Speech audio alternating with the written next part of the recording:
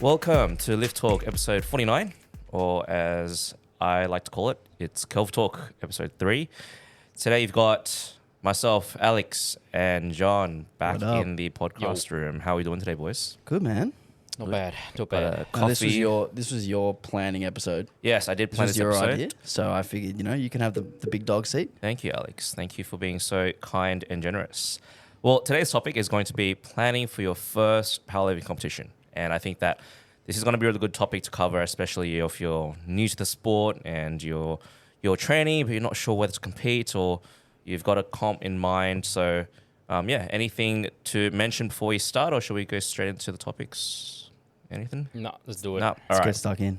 Now, the first question that I had for you guys, and something that we'll discuss, is how do you know if you're ready for your first comp? For me, I pick up clients, and quite a few of them, most of them are actually like, oh, I don't feel like I'm strong enough to compete yet. So, do you guys think that's a valid sort of comment, or?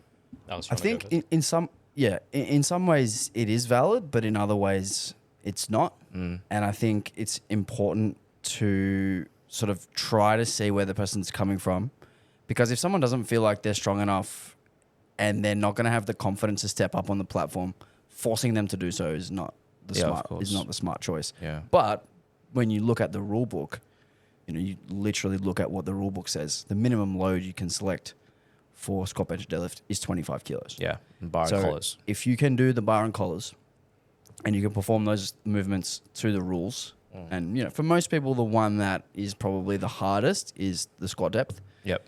But if you can perform the movements, squat depth, pausing your benches with your feet flat, your butt down, your head down, locking out deadlifts, if you can do all of those things, you are technically ready.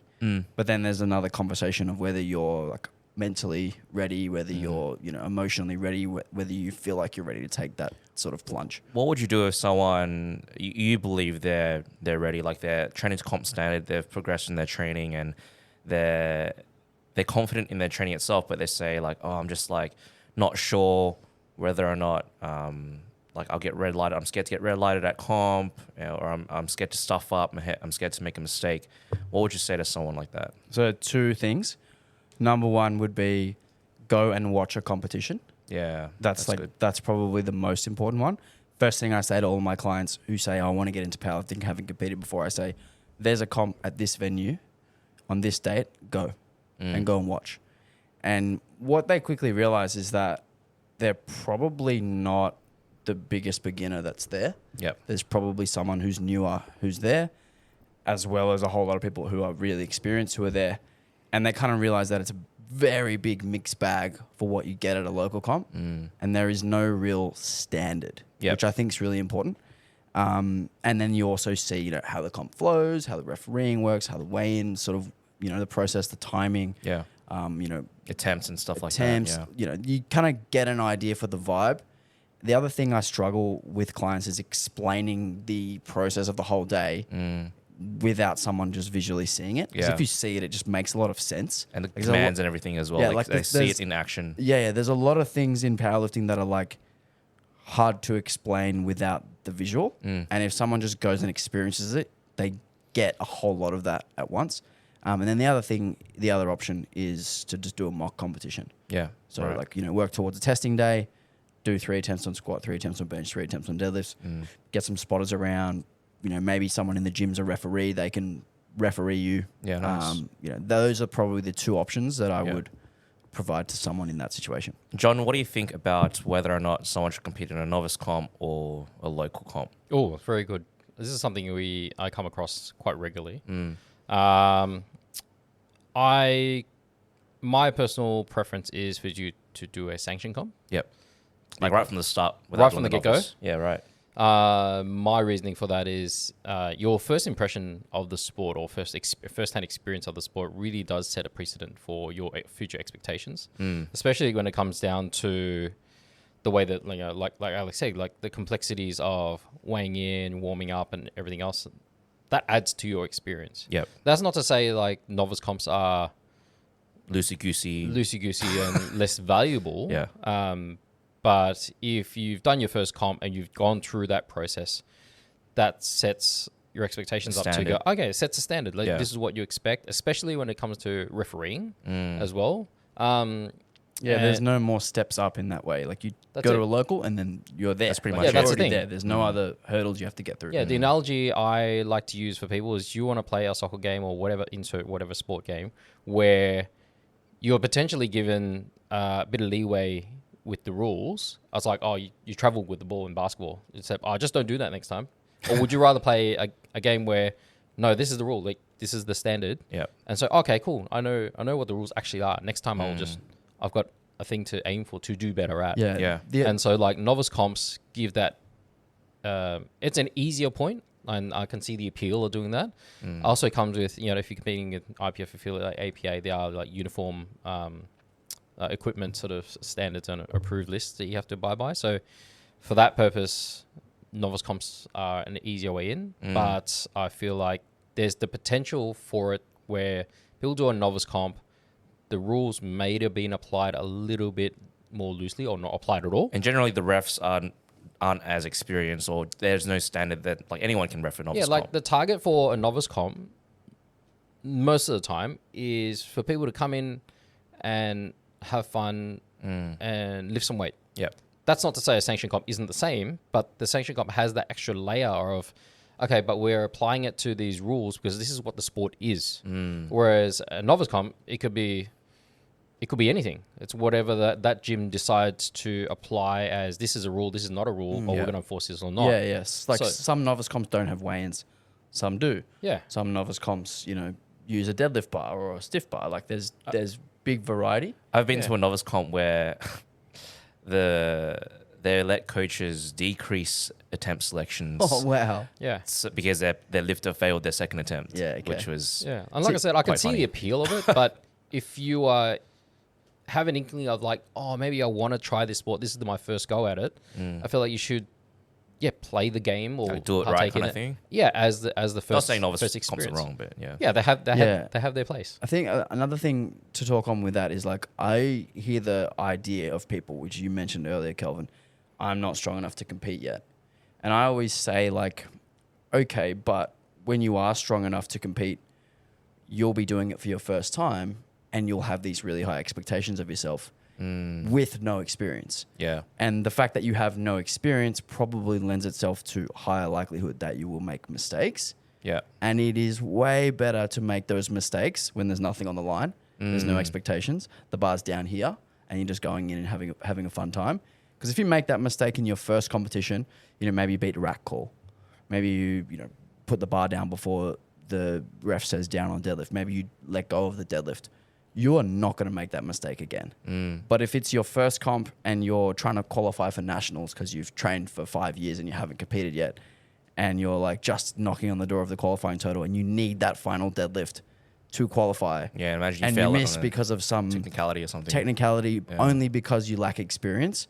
That's the wrong decision. That's a lot right? of pressure for a first Yeah. comp. Exactly too, right. It's, So, it's like if we were to put an equivalent analogy, it's like a soccer player training like soccer for 5 years, and they play against like some defenders and stuff, and then they're like, oh fuck, I'm elite now, and then they go play an actual game, and they're like, actually, like this is so different to It what doesn't training's like. happen in that sport. You're not partaking in sport until you play a game, Yeah. right? Realistically, and I feel like it's in powerlifting. We have this unique situation where you can train, and then the gap between training and a The competition game. is Very small, Yeah, a game seems to be perceived so far distant compared to like you're not a soccer player until you play a game. Yeah, Kick a playing ball and you can doing drills versus playing 11 on 11 soccer is like it's a fucking chasm between those two things. Whereas doing a squat on the exact same equipment with the exact same plates on the exact same rack height, like at the exact same time of the day, it's very, very close to what competition is. So it's like a lot closer in powerlifting than other sports. Yeah, and that sometimes people think that competing is actually they're nervous about the weigh-ins and like the attempt selections and stuff. But I think a lot of people end up missing the point that if you're with a coach, like they handle a lot of that, and you literally just have to lift. Just think about lifting that day. I mean, most of the time when they say, I won't compete until I'm strong enough, there's a lot to unpack there. yeah, Most of the time, it is a confidence issue. Or like they've set themselves some moving goalpost of whatever arbitrary strength number it is to say I'm ready. But the reality is, as you get stronger, that goalpost just goes further and further. Yeah, It's you'll just like never an get aesthetic there. goal. You'll right? never get there. I'll wait till I get 8-pack abs. Like, cool. I'm still not strong. Where's Mike enough. Chang? I need. Like, Yeah. No. Cool. So I think to conclude that, I think that we all kind of agree that a sanctioned comp is probably a good idea for a lot of first-time powerlifters. I will add to that though. I think there is a lot of validity in doing a novice. Yep. Obviously it's cheaper. Yeah, absolutely. Like there's federation fees, the meet fees for a sanctioned meet are often more. don't need all the equipment. You don't need to buy all the Yeah, equipment. you don't have to get a soft suit and IPF approved. You don't have equipment to and stuff get like that. you don't yeah. have to get all of the Absolutely. razzle dazzle. And oftentimes they have more spots available to them up to the last minute. So you can kind of just, okay, that comp's next week and I'm going to jump in. Yeah. Whereas with a sanctioned comp, the entries close further out, they sell out quicker and that kind of stuff. So there is definitely the accessibility Yeah, as an entry advantage point, yeah, for sure. for a novice meet. But something John alluded to earlier is like, if you're going to buy a powerlifting belt, you may as well get the one that's going to also allow you to do the the sanctioned comp. comp as well. So like there's also the argument that like, if you're going to invest, you're going to buy the shoes and you're going to buy the deadlift socks and you're going to buy a Get something singlet. that lasts. Get something that you can then also take with you to the next level if you decide to go to that next level as well. Yeah, no, that's great. Just to add to that, how many times should someone do a novice comp? Once. Once. Once you've done one novice comp, you're no longer novice eligible. Unless there's prize money in the novice comp. Because if you have a novice comp, right, But by definition, novice means your first time. first time, First right? timer. It means Yeah, literal novice. yeah. Once you've done one, There you are- have experience. You're no There are longer people a that do a novice. circuit of novice comp. Yeah, 100%. Right. And there are people who do novice comps just to like mog everyone else. Yeah, But that's embarrassing. Take a good hard look at yourselves in the mirror. moving on. Say, for example, you've signed up for your first competition now and you're excited, but you don't really know what to do in the lead up to comp, like how to program. Do I do things differently? So what we'll talk about now is peaking and tapering. And first of all, what is peaking? What is tapering? And do you need to do any of those things to actually compete? From a coach's perspective, would you guys like to elaborate on whether or not it's needed, first of all, like peaking and tapering and all that stuff in programming, or can we sort of just run the same program and then taper into comp? What do you guys think about that? So I think the thing that we need to do in training is we need to do powerlifting, essentially. Like we have to get pretty Well- close to the sport to know, You have to powerlift what to we're going powerlift. to be capable of on the day. If you're Can't doing press my high way bar through sets of 10, if you're doing high bar sets of 10 2 weeks out, Yeah. probably not the most specific thing in the world. If All right, so you're talking doing- about specificity. I'm talking about specificity Yeah. here, and that specificity refers to more than just exercise selection, more than just rep ranges, more than just load. It's the entire thing with the competition signals. So it's like you probably need in your program to have some sort of singles at a heavy enough intensity to A, get your nervous system going, B, get enough exposure at that top end to know what you're capable of, C, probably build some confidence. Yep. And you're going to want to do it with competition singles. Sorry, competition signals. You're going to want to practice probably bench press the most out of the three. Yeah, for sure. Because it's the one with the three signals. And even if you don't have someone to give it to you, at least try to mentally cue yourself. Yeah, those and commands. video your training and make sure that you're pausing long enough. Make sure you're holding for the start command long enough. Make sure you're, putting down your deadlifts after waiting for an imaginary down command. Those kind of things. I think that's probably the thing that you need to tick off as the highest priority, is that in your training leading into the competition, you're doing training that resembles competition. Yep. Like, I That's agree. essentially peaking. Yes, that's right. And the idea of peaking, to actually answer your question, is like we actually want to peak on competition day. Yep. That's the idea of peaking, is that you do a bit of training, you pull some of it back, that's the taper that you referred to, and then on the competition day, you're at your strongest. That's Yep. the ideal Yeah. scenario. How you get there is probably a full 3-hour podcast episode. So Yeah. we can leave that sort of alone. Yep. Sorry, I've spoken too long. John, you say something.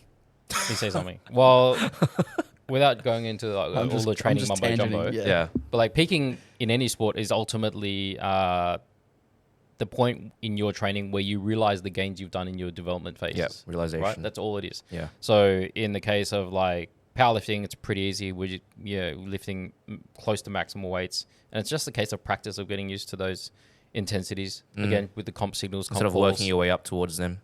Yeah, you are basically realizing the gains you've made. Yep. It's not a time to necessarily push, although there are some cases that could be argued. That's another 3-hour podcast to keep going on that. But like in other sports, they do something similar where essentially they're prepping themselves for competition. Yep. And the training would resemble a high level of specificity, both in like volume and intensity.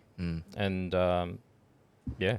Yeah, I think to add to that, we don't want to necessarily like find out where the limit is as well. Yep. Particularly someone in your first competition.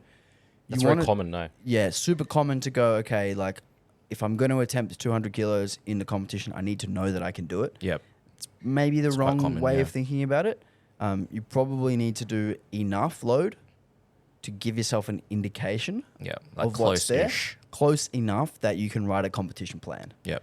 And I'm sure we'll get to I find competition that- plans in a moment. I find that speaking to people who are training, they find that really hard concept to grasp. And I try to like use like running. If you're running like a marathon, you don't run the marathon to get So, better at a yeah, marathon. that's you a build, really, you really build good speed, example, like you yeah. build like segments Endurance, of it, yeah. and you build that over time. So you can ascertain like if I can do X, Y, Z, it's plausible that I can do the marathon at this Yeah. pace. Yeah. Yes. But for some reason, in lifting, especially in powerlifting, that's probably the biggest one that people just don't get. Like if I'm gonna squat 200 in comp, I have to do it today. Like I have to. And be you know able to what's do it even today. crazier? Some people say if I can squat 200 today, I'll be able to squat 210 in comp. But the 200's like at 10. Because people think that they Yeah. would, Magic after they gains. taper, that's like they've got a magic taper and they'll just like be able to push more. Yeah, I mean that's a conversation for another day. But I think like that's probably the right thinking. Is that like if I can do a nice smooth 185 or Yeah. 190, with a bit of speed on the bar, definitely comp depth, definitely comp standard, etc. If I feel like this on comp day, I could do 200. Yeah. That's kind of the thinking that we should be after. 100%. And I think like in weightlifting, which is very, very different to powerlifting, lifters go over their max like almost every week. Yeah, Yeah, they can, they're they very can high compete a lot intensity. more often, right? Yeah, and the difference is the fatigue that comes with a big squat or a big deadlift. Like bench, you could probably argue that you could max out beforehand. Like that'd probably be okay. The fatigue that comes with that big deadlift or that big squat, particularly the stronger that you get, is not worth the trade-off. Yeah. The systemic fatigue is real, Yeah. right? So I think that's an important sort of caveat, is that like we want to go heavy enough that we get an indication, but we don't want to redline to the point where we're fucking cooked. Because you see this all the time. It's like, Yeah. I'm peaking for comp. I've started got comp brain. I can't think straight, and people are walking zombies 5 days How out. many times have you been sent a video by a client and you're going, cool, where do we go from here? Yeah, Yeah, there's no room to go. exactly. Yeah. Hey, I did 250 coach, today. It was fucking hard. Okay, cool. We're aiming for 250. Yeah. So I think there's an important distinction there.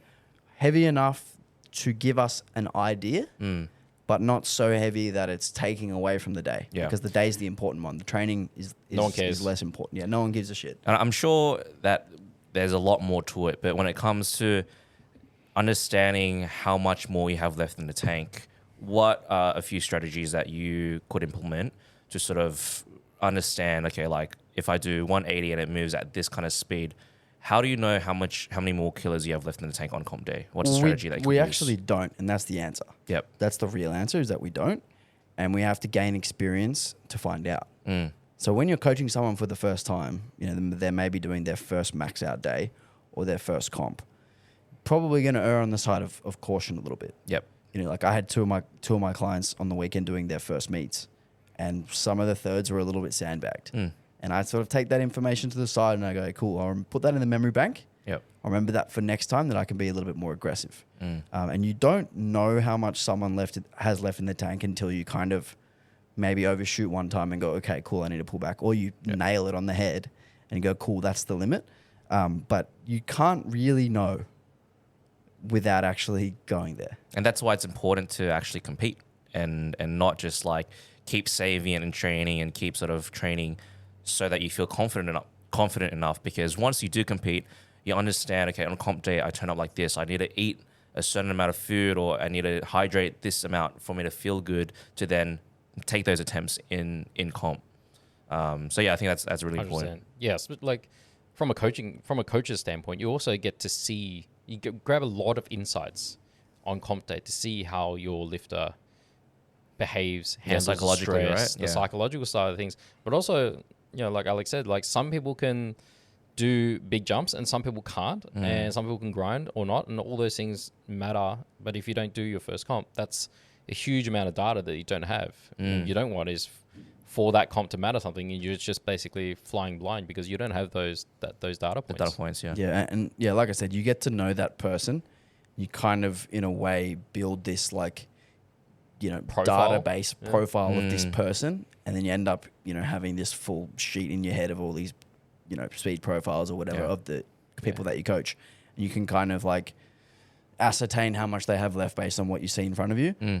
But I feel like, we've all watched a million powerlifting comps, and every time I watch someone do an attempt in a comp, in my head I go, how much have they got left? And me I'm too. kind of Yeah. like always challenging my brain to think about it, because that's the most important question you can ask yourself as a coach on comp day is, what's the right number here? Yep. What do they have left?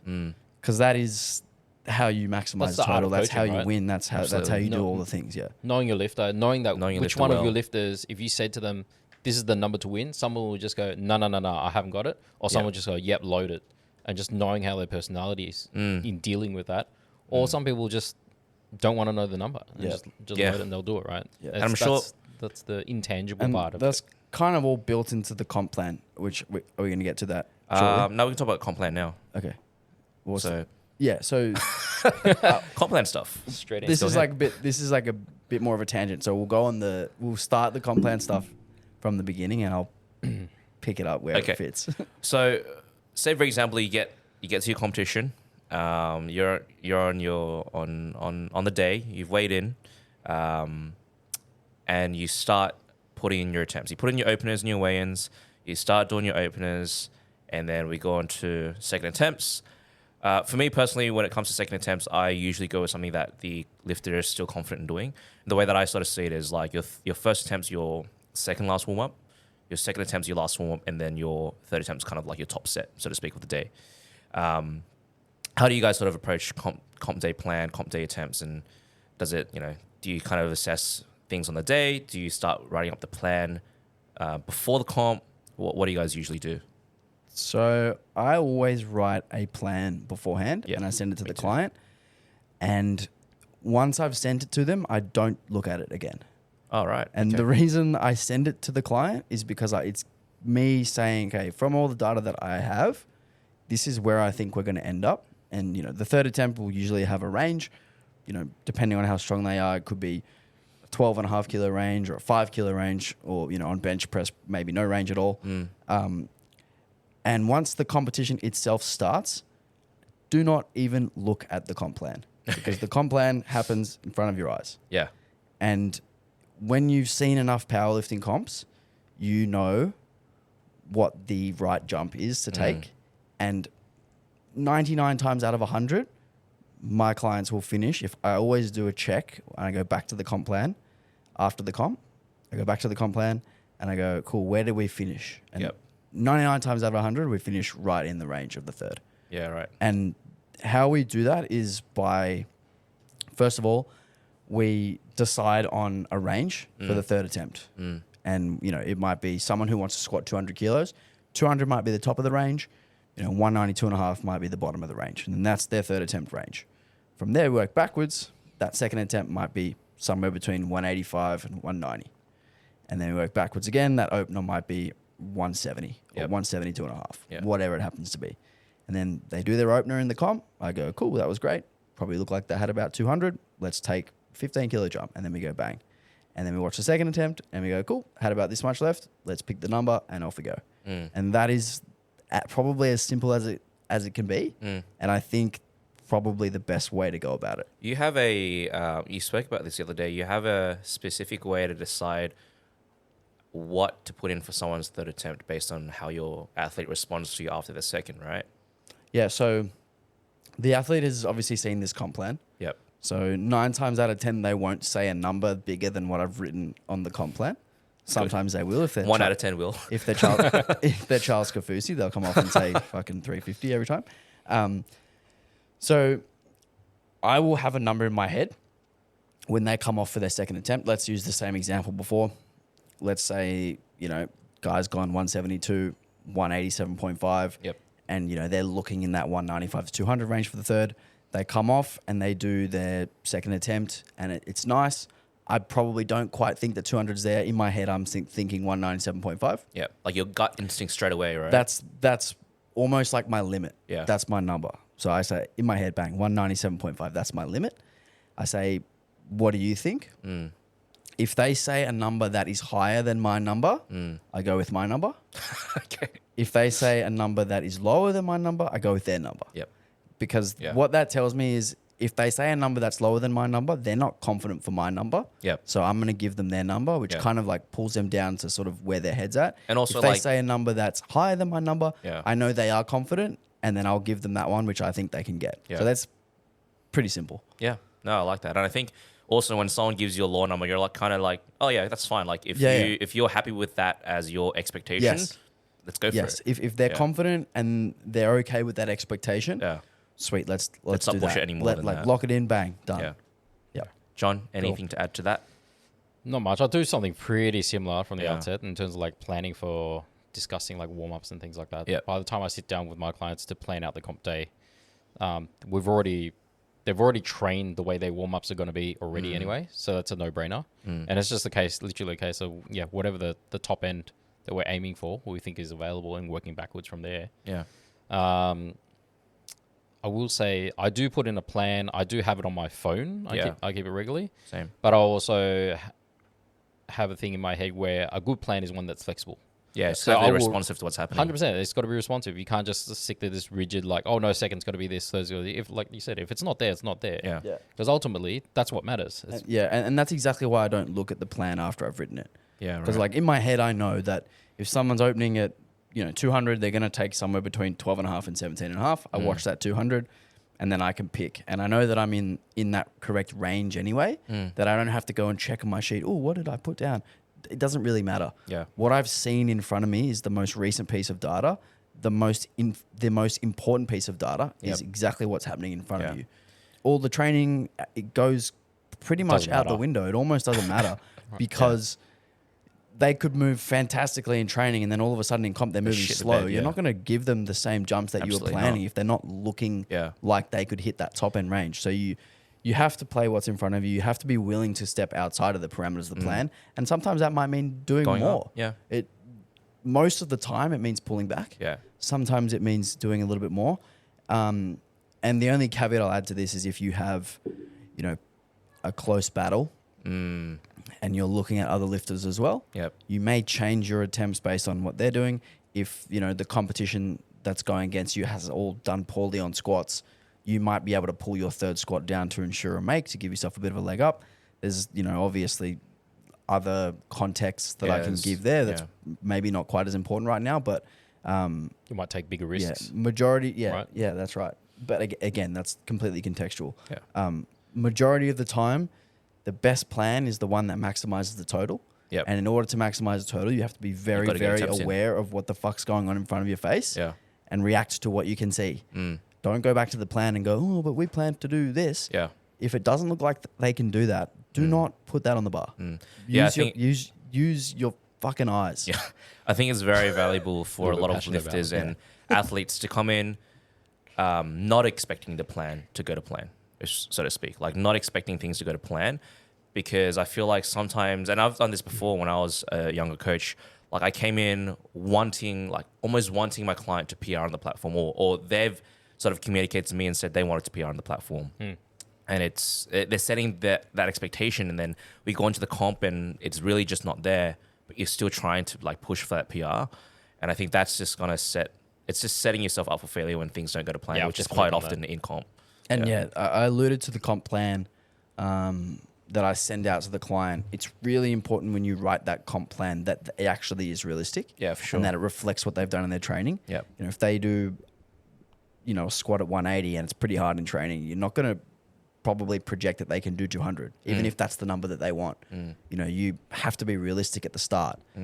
Because if the plan is, although even if it's flexible, if it's unrealistic, you're going to run into some roadblocks and your second attempts are going to start looking like third attempts. Yep. Your openers are going to start looking like second attempts. And Setting you've got yourself up for nowhere. failure. Yeah, you've just got nowhere to move from there. And I think for some newer powerlifters, they have this idea in their head where they need a PR on the platform. Like the platform was the place to show off their strength that they've built in training and really PR.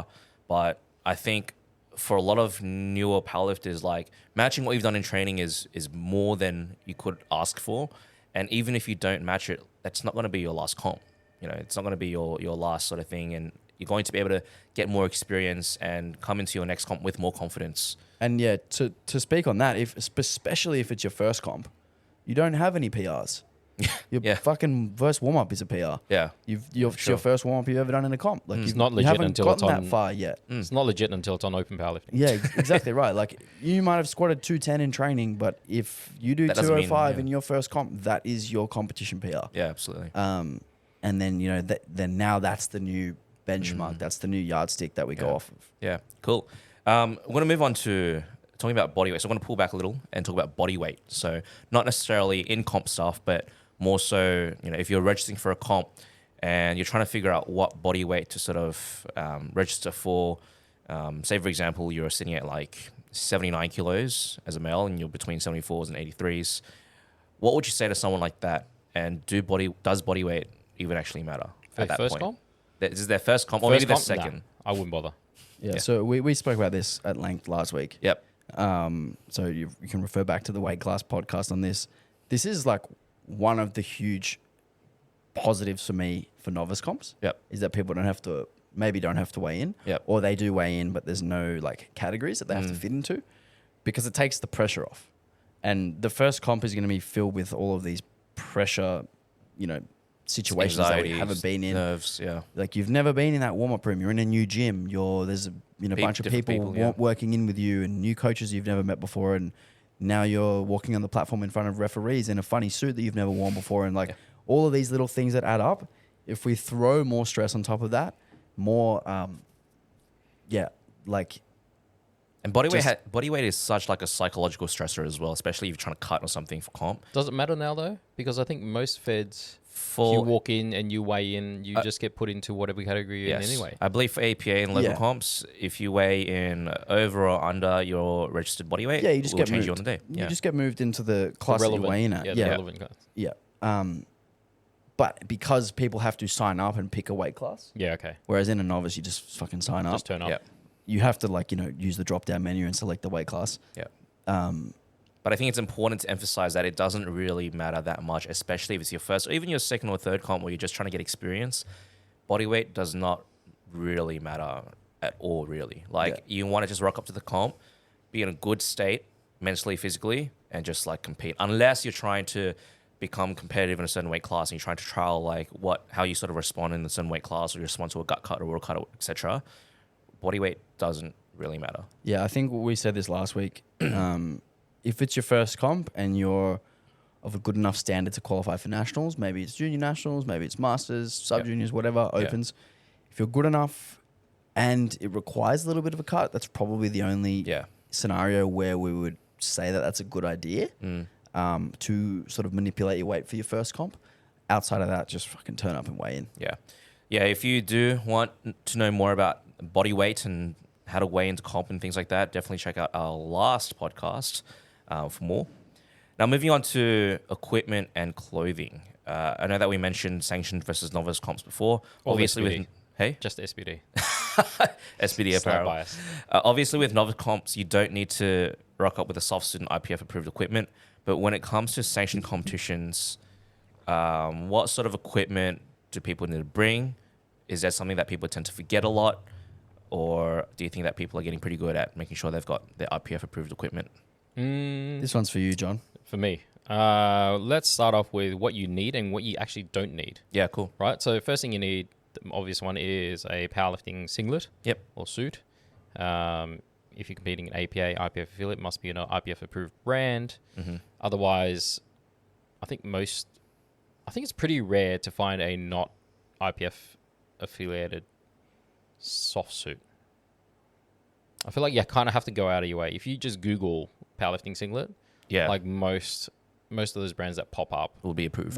Will be approved, but best to check the IPF approved list. If you're not competing in APA, then kind of doesn't matter. Just go by whatever rules are stipulated in your relevant federation. So powerlifting singlet, a t-shirt, of some description, some long socks. They don't have to be deadlift socks. Yep. They just need to be long socks to cover your shins up to around your knee. I believe shoes in all federations just need to be sport shoes. They have to be enclosed. Enclosed sport shoes, yep. What about Vibrant Five Fingers? Are they There approved? was a rule many, many moons ago about IPF not allowed. Yeah, right. Even though they're enclosed, but I don't know what that stance is. Pretty sure Matty B wore those at Nationals. They're damn ugly, for starters. So they are ugly. I've had a couple of pairs. They're actually really comfy, but they're damn ugly, and you look like a weirdo. They used to be the fucking trend when I started PTing. There was like all these PTs on the gym I was floor one of them. wearing them. Fuck man, you were one of those. It was John. Losers. That was so comfortable. They were so comfortable. You look but like Really? a They didn't look they comfortable. wear out in like 3 months, and they're like so expensive. And I was like, this is just stupid. You look like a complete tool. Yeah. Anyway, so enclosed sports shoes, long socks, t-shirt, That's it. singlet. Yeah, That's that's it. it. That is absolutely it. Don't need You do anything not else. absolutely need wrist wraps. You do not absolutely need a belt, knee The only, sleeves. the only thing that's new is the t-shirt needs to be like tight enough that it sort of isn't like baggy and and getting in tight the way of fitting. the elbow, and Can't be it can't longer be than your past the elbow. Can't be past the elbow. So it has to be somewhat correctly fitted. And it also has to be below the delt as well. Like it can't It be has to like, cover the delt, yes. Can't be one of those That's like that's such a weird, like where does in the adult like anyway. That's And also, when you, do, another when you podcast. do gear check, you can't even check. You can't really see anyway until you see the person wearing the shirt. That you is can correct. ask them to put it on. That Yeah, is you correct. can. Anyway. And appropriate underwear is the other one. Yes, you need to wear 100% cotton underwear. I think that's it, right? Is it Yes, 100% and cotton? the leg length can't be like boxers essentially. Can't trunks. be like, it can be trunks, but it can't be boxes. Can't go past down your thigh Yeah. essentially. Yeah. And that's about it. That's actually surprisingly very little. I've been wearing longer ones than that and bamboo ones Bamboo. last few comps. Definitely can't go past as soft. I think there's a Reference rule There's a book. stipulation on how long they can be, but All briefs, three of us are referees, and we don't remember. briefs and trunks are allowed, but boxes, like baggy boxes, are not. That's correct. Yeah. Yep. There you go. Yeah, that's it. That's So pretty you much don't it. need a belt. You don't need knee sleeves. You don't really need wrist wraps to compete. Just need for a sanctioned competition those. But when do you think? Oh, sorry. I'll add to that. Recently, IPF has approved and APL followed suit that people can wear a long covering soft suit oh yeah, for cultural reasons. full length soft suit. Yeah, full length soft And suit. put knee sleeves over it. And the big one is that they can actually put knee sleeves over the top of Because it. previously you could buy the long soft suit but couldn't wear the sleeves. That's correct. Yeah. Yep. Which And that's then awesome. The new addition Yeah. to that is they can wear sleeves over the thing, over the suit. Yeah. And now you can also put sleeves on with socks. With your socks, yes. You can wear long socks to put your knee sleeves on now, but your socks cannot touch your knee sleeves when you're squatting. That's always been there. Cool. When it comes to buying wrist wraps, belts, knee sleeves, when do you think would be a good time then? Like if someone's planning to compete, would that be a good time, or is it really dependent on the individual? What do you think? For me, I think that it is individual. Obviously, like financial circumstances is definitely a consideration, whether or not it's affordable. But I think if you're willing to invest in this sport and you do see some sort of future in it, it would be worthwhile investing in the smaller items first, like wrist wraps, knee sleeves, and then making that bigger investment for a belt. Some might argue the opposite way, like a belt makes a bigger difference to like bracing when it comes to squatting and deadlifting. But I think it really does come down to obviously what you need. You know, what do you think would make a bigger difference or get the most value out of to begin with, and then your financial circumstances. You could just talk to your coach or borrow your friends. Yeah, you could also belts borrow or first. wrist wraps. Yep. I don't know about borrowing knee sleeves. That's a bit. That's a bit Just wash but I them think first. it's worth discussing with like friends you train with or the coach you have whether or not it's a worthwhile thing to start investigating. Same goes for like looking at, shoes, right? squat shoes, or a certain type of shoes. If you can, and the person you're borrowing from it is clean and hygienic, it could be Yeah. worthwhile. Just Shoes. So you said wraps and knee sleeves first. I would actually argue the other way yeah, because I feel like the belt is the one that that makes A gives you the big most, difference. but B takes the longest to get used to. You also have to break them in, Mm. right? That's part of it as well. You've Yeah. got to break it in, but you also have to learn how to use it because it's not as simple as just chuck a belt on and plus 20 kilos. Yep. Whereas sleeves, you literally just chuck them on and they feel amazing. Mm. So my preference for people would be get a belt first because of those reasons. But again, like I definitely don't think it's a necessity. Mm. I had Keish on the weekend do her first comp. No knee sleeves, no belt, no wrist wraps, right? She has knee sleeves, She has knee no sleeves. belt. Yeah. But, just rocked up, soft suit, 9 for 9, Yeah, perfect. she had a great day. Yeah. Yeah, it was awesome. Yeah, cool. Before we wrap up, we're going to talk about food and liquids. So basically, after you weigh in, you do have a certain amount of time before you start warming up. Usually it's a 2-hour weigh-in. 1.5 hour weigh-in No, it's a 2-hour weigh-in. It's a A one two- and a half yes. hour period, to weigh in. but it's a 2-hour So you've weigh-in. got 2 hours between when weigh-in starts and when you lift off. And generally, that's going to be the time when you do want to start eating and consuming liquids to get yourself fueled for competition. Do you guys have any certain keys that you think are really good foods or really good liquids to consume on comp day to get someone ready and fueled up? So I think this falls into 2 buckets. Mm-hmm. Number 1, did you cut weight? Mm-hmm. Number 2, did you not cut weight? Okay. If you 2 didn't buckets. cut weight and you're not having to sort of restrict eating beforehand, just eat your normal breakfast Yeah. and bring some snacks and carbs and hydration, and that's it. And don't overthink it. Mm. Keep it super simple. If you did cut weight, you're probably going to need extra electrolytes. You're probably going to need a big chunk of water and carbs straight away after weigh-ins. Yep. And then after that, it's just topping up on those 3 things. Mm. But I think this gets kind of overcomplicated a lot. Mm. And I think it's a lot more simple than How what some people make it out to be. Yeah. You want to eat enough that you feel comfortable, Mm-hmm. but you don't want to overdo it, that you feel bloated and uncomfortable because lifting while bloated, particularly squatting, is shit. And if you haven't cut weight and you see someone out the back drinking 2 liters of Gatorade and eating honey on pikelets, and it's like, what are we doing here? Is this your normal meal before training? Yeah. If not, what are we doing? Mm. So I think try to keep things as close to normal training as you can. Yep. Unless you've cut weight, and then you're going to have to replenish what you've lost. I think what tends to happen for a few people, and what I've heard is people tend to train at night and they've gotten 2 or 3 meals in before they start training. But then for most comps, say the weigh-in's at 7 a.m. and then lift-off's at 9 a.m., for example. So being in the morning, they feel like they've got to sort of catch up on the food that they've missed out on so they feel ready to compete. What would you say to someone like that? You could try training in the morning. Yeah. So it starts seeing how before it comp day. feels. Yeah.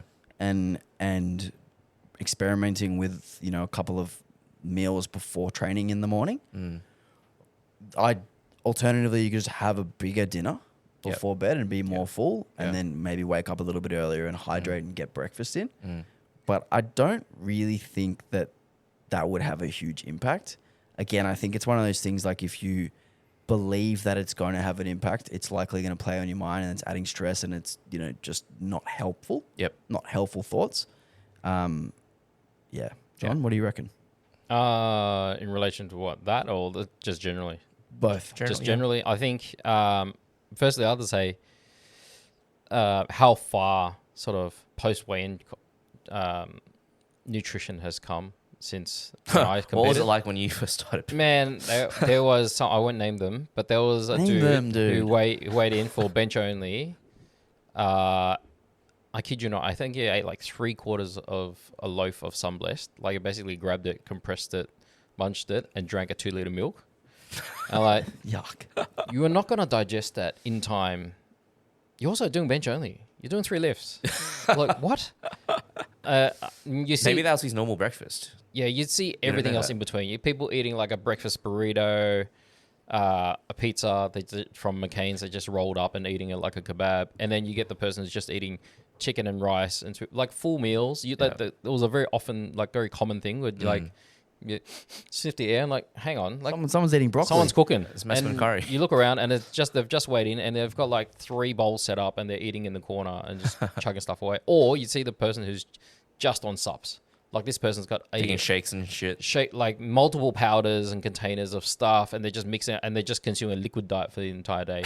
But one commonality was that, in my opinion, not dietitian or nutrition by any means, they were consuming way too many calories for what they were about to embark on. Yeah, and particularly way too many fat calories. Way too many fat calories. So that's even worse. Yeah. And like these days, it's a bit of a mixed bag, right? You get people who are smart, they got a nutrition coach, they've got some guidance as to what to eat. Who are generally eating less during comp days. There's more snacking than actually like full-fledged meals. Yep. Yeah, like I think it's important to touch on the idea that powerlifting doesn't require a lot of energy. In particular, it doesn't require a lot of glucose or glycogen.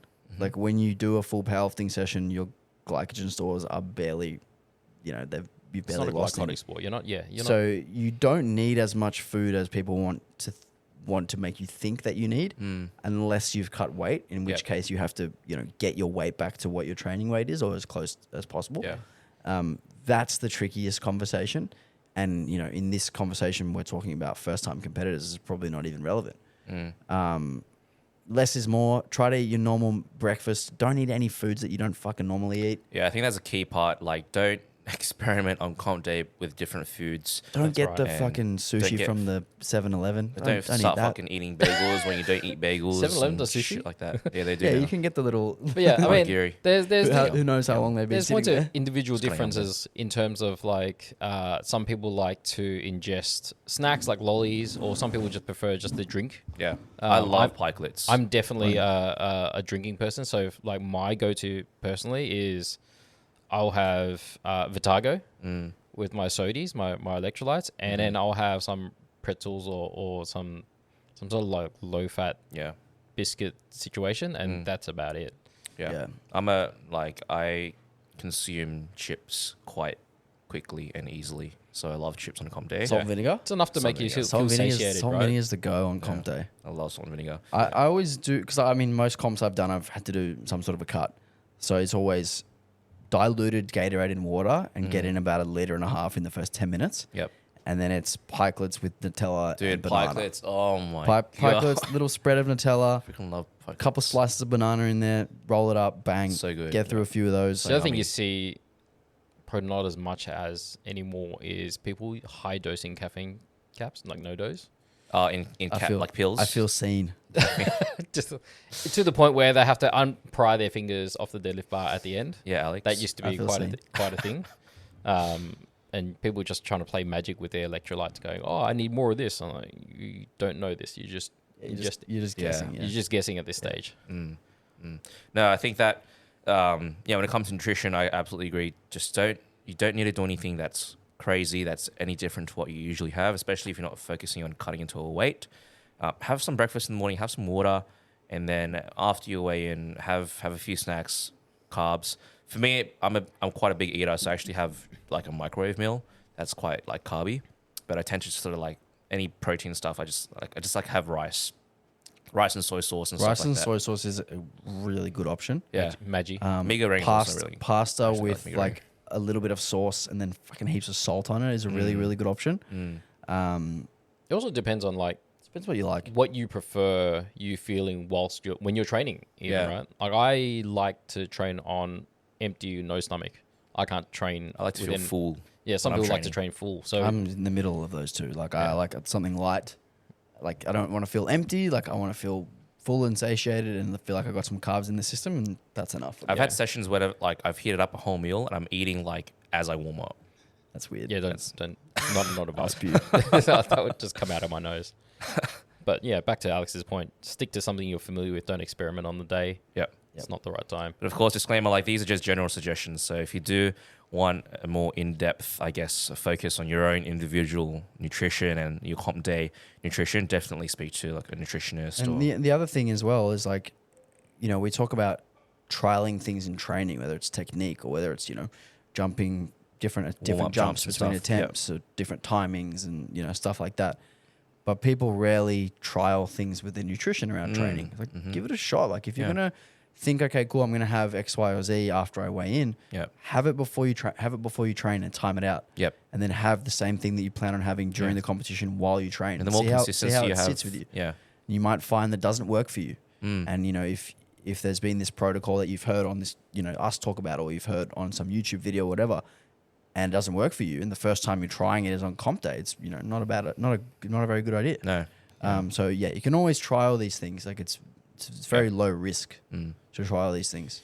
Last thing I want to talk about today is basically we've competed, we've done everything. We've had a great comp day.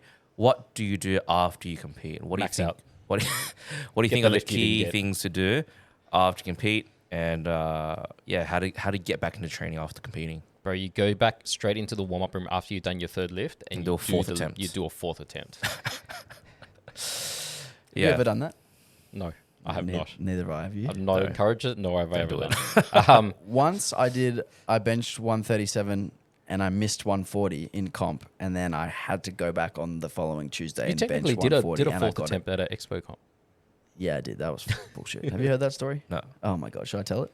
You can tell it. You're the Okay, victim. so I've got my second deadlift, expo comp, first comp at an expo. So I think it was my second comp as an 83. Got my second deadlift. We're like, cool, take a normal size jump.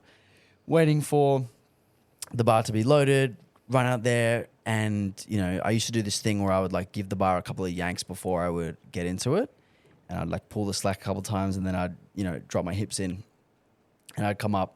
And obviously, I'd done this exact same routine on the first two attempts with no issue. And I'm coming up on my third attempt, and I get the bar to my knee. As the bar gets to my knee, my head comes up, and I can see the head referee like signaling me down. He was shaking his head too. And he's going like, yeah, put it down, like you're finished. And I'm like, the bar's still moving. And I'm watching it, and I'm like, okay, well, he's saying put it down. So I put it down, and I stand there, and I'm like, what's up? And then I just see 3 red lights, and I'm like, I didn't do anything wrong. So like, I'm furious. Run down the stairs to the expo stage, like run into the back room, literally catapult my belt across the fucking warm-up room as far as I could throw it. And John's there, and Will Berkman's handling me. And everyone's kind of standing around like, what the fuck's going on here? Yeah. Like, what was that? What was all that about? So Will's gone up to the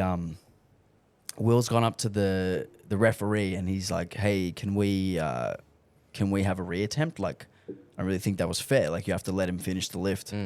Was it downward movement? And then give no. No. So Fred and I were meet director, and we were watching the lift, and Yeah. he put the bar down, and we're like, "What?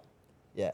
Yeah, what's?" So How far up was it? Like what to your he- leg, to your like thighs? no, I didn't fail. I just put it down because he told me to come Yeah, down. right, okay. And the reason he thought one of my slack pulls was a genuine attempt so he was like, "Nah, you've had your genuine attempt." Anyway, so Berkman went over and said to the ref, "Hey, like, what the hell happened? Like, can we get another reattempt?" He did the same thing on the first 2 attempts, and it was fine. And he's begrudgingly agreed to give me a reattempt. And I was the third last lifter in the group, so it went me, and then Joey Zingini, and then it went Adam Jones.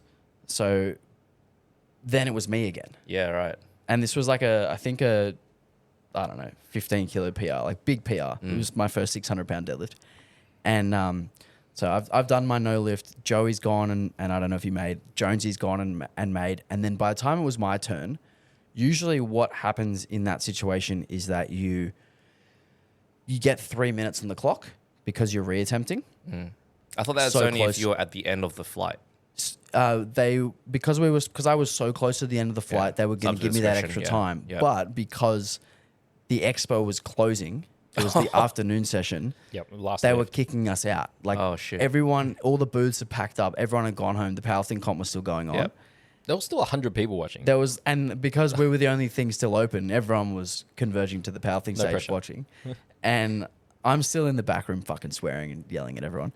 And then John's ran up to me. He's going, "They're giving you another attempt." I'm like, "Oh, hectic." And he's like, "But you're going right now." And I was like, "Shit."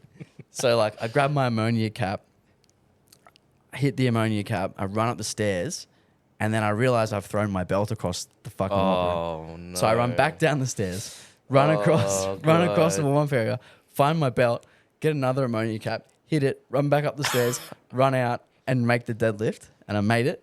And then I shook that fucking ref in the hand and looked him in the eye and I was like, fuck you. Nah, I didn't really say that. Round I of was applause for I was Alex. like, thank you, mate. Anyway, that was my fourth attempt. One deadlift. and a half 600-pound deadlift. Yep. So, yeah, what to do after you compete? Do a fourth attempt and then shake the ref's hand. I wanted to say fuck you, but I didn't. But yeah, back to the point. What to do after you compete? Personally, I love to like just watch the comp and reflect on how things went. Watch your own comp or watch your client's comp? Client's comp. Yep. And reflect on how they went. If things went to plan, if things didn't go to plan, why? Whether it was something to do with like a weigh-in protocol or it was just like a poor attempt call or selection from my end. And I guess just like take those learnings and make sure that it's written down somewhere so that the next time they compete, we can refer back to it and go, okay, like last comp, this happened. I'm going to make sure that, this doesn't happen again, or this worked out really well. Like your deadlifts worked really well based off this kind of type of strategy. So that way we're always learning and sort of improving for the next one. Also setting goals for the next one as well. So I like to do that. And generally I get my clients straight back into training unless they're like, oh, I'm so burnt out. Like I want a week off, which I'm like, yeah, that's fine. Do you normally set the goals during that recap, that debrief? I set general goals. I like to set like, okay, like this comp, I think this went well, but I think next comp, let's try to, if we missed a third bench or something, for example, like we went a bit too aggressive on this attempt selection, we'll probably make sure that it's a bit more conservative next time. Sometimes if they're keen, I would set like, okay, what do you want to do next? Like what's our next sort of long-term plan, whether it's compete next year or like say they qualify, okay, what's our plan to nationals or whatnot? And then sort of develop their plan from there, like a long-term strategy or long-term program. And then that will help basically structure, the programs from there, blocks from there. So what do you guys think? I generally do the same, like much more, same sort of thing, a debrief on a recap. In terms of like training wise, unless we had previously decided that we were going to engage in another comp within, another close time period, I'd actually try to encourage them to do a really general training phase because they would have spent, significant amount of time. Yeah, less specific, right? Less specific, greater degree of variation. In some cases, completely no barbell work. That would vary from client to client, depending on what the longer term goals are. If there's merit to like something that's still fresh in their mind that they wanted to correct, I don't know, deadlift technique, positioning or something like that, and they're still like keen to do it at that point, then I'll leave that in there. Yeah. Just to like capitalize on that motivation. But generally I'll try to get them to do a big variation. And quite often after like a few days or a few sessions of that, they're actually pretty glad that they're doing some variability, reacquiring some lost skills, and also just generally lighter loads. They're still pushing those intensities pretty hard. They're training hard. It's not necessarily just because it's lighter, it's easier. But that just gives them both a break physically and mentally. Yeah, right. That's probably one thing I do. Alex, what to do after you finish competing? As far as recaps go, like I like to have lots of thoughts in my head that occur throughout the day. Yeah. Like after squats have wrapped up, I'll kind of sit for a minute and think, like, okay, did that go well? Did that not go well? If it didn't go well, why did it not go well? Was it something that I can do better? Or is it something that they can do better? And if it's something that I can do better, I'll always wear that on the chin and I'll say, hey, this is my bad. Yep. Like I've now learned X, Y, or Z and we're going to use this information in our next prep or whatever. And then same thing for bench, same thing for deadlift. But after the comp, I am only really interested in their thoughts and what they think. Yep. And I will ask them to evaluate how was the prep? What did they like about the prep? What did they not like about the prep? How was the day itself? Like, how did they feel? Do they want to get back onto the platform soon? And then we start to look at what's next. Yeah. What I think is a lot less important than what they think. For sure. Because they are the person who drives, the journey. It's their decision to, move on to the next thing or, try to qualify for nationals or get to nationals or get to worlds, whatever. It's their lifting journey, That's right? yeah, that's up to them. Yep. It's not my job to say, cool, now we're going to worlds, because that's not my decision at all. Yeah. So that's kind of the important thing, is that I like to get a gauge of where their head is at, and from the answers they give me, we'll know whether they're ready to jump back into some specific training, whether they need a break, like similar to what John would say, and do some unspecific stuff. I don't go quite as unspecific as you do, John, but it might be like swapping out low bars for high bars. It might be doing sets of 10 instead of 5. Whatever. Like, there's a million different ways we can vary training. That's less important. But yeah, I think getting them to evaluate is really, really important, because it makes them think about what they've just done. Yep. Rather than, cool, I did a comp and what now? It's like, hey, let's stop for a minute and go like, I'm really proud of myself because I did X, Y, and Z. And, I set these goals and I achieved them.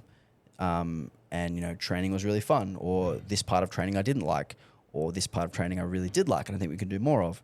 And, with those answers that I get from them, it allows us to figure out what's next in the best way. Yeah, cool. Do you think not enough people take stock of that time to reflect about that enjoyment, that journey that they've just completed? 100%. I think the worst thing that we've seen, and I love positivity on social media, but I hate people telling everyone what the next milestone when they've just hit a milestone. It's one of my what their own next milestone is, or so like on to the next. So like someone's just deadlifted 250.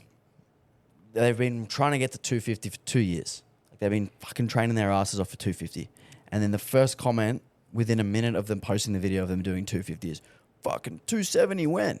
And it's like, cunt, just let him enjoy the 250. Oh, you mean someone else commenting on it? Yeah. Okay. Like, or even maybe the lifter, less likely the lifter, but usually someone else is gassing them up.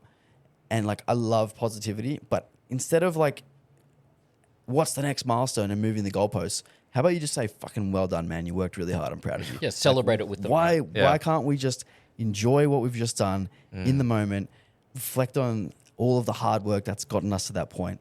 Why do we have to fucking look at what's next already? Now I know what to say when sit back and enjoy it. Press PR. I will delete your comment. Fucking hate you. Yeah, no, I agree. And I think that a lot of people, they tend to compete and they kind of go, all right, what's next? Like, what am I going to do next? Like, how do I get to nationals now? Yeah. When it's just like... Let me just take stock of what you just achieved. You just competed for your first time ever. Like, that's a huge achievement, and not a lot of people get to do that. So... I think people underestimate or don't... What's the word? Undervalue like their own amount of dedication that they put to a comp prep. Right? I mean, it's as serious as you want it to be, but it still requires compromises in your lifestyle, in your work, your family, and all that sort of things. So, like, yeah, I think it's definitely undervalued that people just don't appreciate how much they actually dedicated to putting into this comp. Because it's not like weekend soccer with your mates where you just go kick a ball. Yeah. Like, you got to lock in to some degree, and you compete only X number of times. So that in itself is a huge achievement. You ask, like, the average person on the street to like put a quarter or half their life on hold while they prep for a thing where you just pay to have to lift weights up and down, do 9 lifts. You're like, what are you talking about? Yeah, it makes no sense. So people need to like actually just like I said, take stock of that. The other thing is like comparing it to like weekend soccer. Like, you play every week for an hour and you're running up and down the whole time. In a powerlifting comp, you're on the platform for like maybe 5 minutes. And you're bottling up all of this effort that you've put months of prep into like 5 seconds. And you're bottling this energy and this focus and this effort all into that very, very small amount of time. It's like, it's unlike anything else, which I think... Martial arts, like MMA or Muay Thai, like those sort of fight sports might be similar, where they do like a 3-4 month fight prep. They might do 1 or 2 a year, but that's because they take damage. Right? They take damage, and part of that training is preparing them to get them to peak into the performance. But yeah, that's probably the closest one. Right? Yeah, and I think because of that, it warrants that reflection period. And the other thing that reflection period does is it allows the athlete to maybe decide whether they actually enjoyed it or not. which is super important because I've seen so many people do their first comp and they go, oh, that was amazing. What's next? Sign up for the next one. And then this next prep backing it up, they don't have that same intrinsic motivation. They don't have that same level of juice. Yeah. Like there's something missing there because maybe they needed to step back first before going again, or maybe they actually don't have it in them to go again. Yeah. And it's important to have that honest conversation with yourself, whether you are ready to go again or not. No. Cool. Anything else to add? I think, No, just make sure you're having fun. yeah. Yeah, What are you honestly- doing it? honestly, What are you man, doing it that for is if you're not so- having fun? So underrated. Yeah. Yeah. You don't So have to compete, underrated. but if you compete, make Enjoy sure yourself. you enjoy yourself, especially for your first comp. Yeah. Because if you don't enjoy yourself for the first comp, then You're what are probably you not doing? going to want to do it again. Yeah. The other thing that which I said to my lifters on the weekend was take a second when you get on the platform and be present and be aware of where you are and take it all in. A lot of people on their first comp, they run to the bar, so nervous and anxious. They run to the bar, they forget their whole setup, they unrack and they sprint out. They don't really know what's going Just on. trying to get it done. They don't remember any of their attempts. Like they don't even remember being conscious throughout it. Yeah. And then you reflect on that and you go, fuck, I wasn't present. I wasn't able to enjoy myself and take it all in. I think that's really important is like, stop for a second, feel the bar on your hands, like be present with the bar on your hands and be there. Look the ref dead in the eye. If you're there, like you're so much more likely to put that effort in because you're You're just there. brainless. Something that Liz always used to do and Lane Norton used to do this, he'd do a stomp on the platform. Yeah, you see people chest the bar And like that is, that sort of thing. or people like, dig it into their forehand like Beth does that. That is a way of like being there and being Yeah. present Yeah. and telling your brain that, fuck, I'm doing this powerlifting thing. Yeah. And I think that's really important is just sort of like having those like little cues or little mannerisms that allow you to be there. Yeah. Absolutely. Yep. I actually do that myself. What do you do? If you watch me at every comp, I'll put my hands in the chalk bowl before lift, before I come out, before bars loaded. I have both hands in the chalk bowl. Yeah, one thing that I often do is like to remind myself, like usually between attempts, to remind myself that I'm there is I'll like dig my heel into the ground like this, Yeah. or I'll like kick something with my toe, just to like feel myself Yeah, right. being present, and it Wha- just reminds me like I'm doing this thing. Yeah. Like don't let your mind wander. Like stay in it. What I tend to do for squats at least is like when my hands are on the bar, I look at the bar and like, you know how your focus can kind of just like space out? Like I zone in on the bar and I realize like it's me in the bar right now. So that's something that I do. Yeah. There you go. That's a whole nother podcast episode. Yes, that is. But I think that's actually an important talking point on training for your first comp is developing rituals. We can side tangent Yeah. on this if you like, but I think you got 10 minutes. have you got an Yeah, I appointment? got something at 4. Oh yeah, that's fine. Might be 20. Just message him and I have to just put it vacate back. this No, seat I'm for just you. kidding. Yeah, like one of the best ways to develop technique and develop like consistency. consistency and an understanding of awareness in space is to have these little rituals. Yep. Because if you always put your left hand on the bar and then your right and then, shoulders under and, you have this process that you follow every single time, Step by step. you're much more likely to be able to go on autopilot and still execute. Yep. Because that's essentially what you want on comp days. You want to fall into that habit and that ritual that you've practiced. I'd take that one step further, and everyone I've coached will know this, that I really harp on about visualization to add on to the rituals. Because if you just focus on the tangibles, what you can control, they are like your hand position on the bar. You play the visual of you squatting play in it your over head. and over and over. So in your one head. of the practicing things that I get my lifters do is watch one of their own training videos, ignore the weights, just focus on the visual of you setting up on the bar and then doing the squat, and you play that, you learn to play that. And if you want to take that one step further, you use a trigger. So my trigger, like I said earlier, to be present is my hands in the chalk bowl. You pick a trigger that's going to be always ever present at a comp. So don't pick something that's a music track, because if you lose your music, you're stuffed. Yep. And you play that, and then you're not only guaranteed, but you're, like you said, you're more likely to get that execution on point. And then you're focusing on the movement and the lift as opposed to the weight and everything else. Yeah, it kind of allows you to stay present and focus on what you're doing and worry less about all of the distractions at a competition. Yeah. Because The there's a lot of crowd shit. and the refs and There's a lot of Yeah. shit that happens at comp, like, someone can walk past you. someone's just there chatting in could the be back. some fucking baby crying in the back row. Or this one track that you hate, hardstyle Yeah, all the music or that's dubstep playing, that's the playing. the hard style music that you hate is playing, and you can focus on the bar and zone it out. Yeah. I think that's really, really important, is to have these little rituals that you follow, and your body just falls into place. It does. It's like the best comparison is a basketball comparison. It's like shooting free throws. Every player in the NBA has a free throw routine. Every player at even the level that I played at has a free throw routine. It's 2 bounces, it's a little spin, catch your breath, shoot the ball. And you do that over and over and over and over again. It becomes second nature and it requires zero thought. And that's essentially what we want when we lift is we don't want to have to think out there. Yeah. We just want to do. To go out there and execute. Yeah, and I think some people they think of a certain number, whether it's a PR or like towards the top end, and they almost treat it differently because it's a higher number, and they're like, oh, I've got to push even harder now. I've got to like drive my legs even harder now. When that generally actually causes them to miss groove or fail because they're doing something differently to what they usually do. Yeah, literally nothing changes. Yeah, Yeah. nothing Except I changes. think the weight they've on the just bar. attached an emotion or some sort of weird value to that particular number when really it's just Yeah, some it's just psychological. transient, right? It's just Yeah. psychological. Yeah, the effort is always 100%. It It's- should be always 100%. Yeah. Yeah. I mean, you don't have to give 100% effort to 70 kilo warm up, but the point stands. It's like used to be a thing. Your last warm up, your opener, your second, your third. The effort is 100%. Yep. And the setup, the execution, the tempo, the positioning, this, that, blah, Same blah, thing the every depth, time. everything is exactly the same. Yeah. Sorry, There you go. Sorry Yeah. for that tangent. So it's all right.